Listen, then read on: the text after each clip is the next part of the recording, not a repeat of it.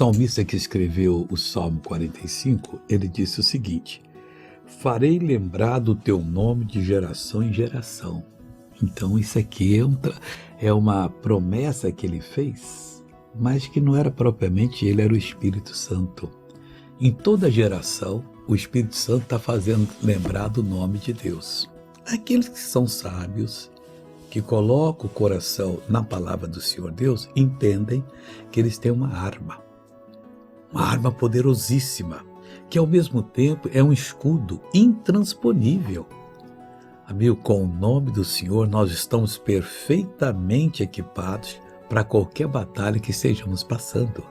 Não tenha medo do que está lhe acontecendo, não fica murmurando contra Deus. Por que o Senhor deixou? Deus, o Senhor deixou, o Senhor tem uma saída para mim, um escape. Eu vou sair dessa, eu vou dar a volta por cima e Deus vai ser com você, em nome do Senhor Jesus Cristo. Ele fala: farei lembrar do teu nome de geração em geração, pelo que os povos te louvarão eternamente.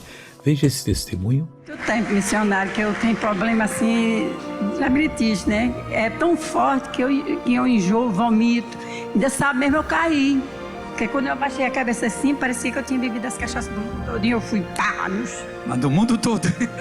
Abaixa agora em nome de Cristo. Na hora eu estava olhando, levantava no ciclo. Pode em nome de Jesus, glória a Deus. Vamos orar?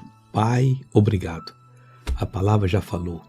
Eu agora abençoo essa pessoa e ela vai sair na fé que o Senhor vai lhe dar a vitória.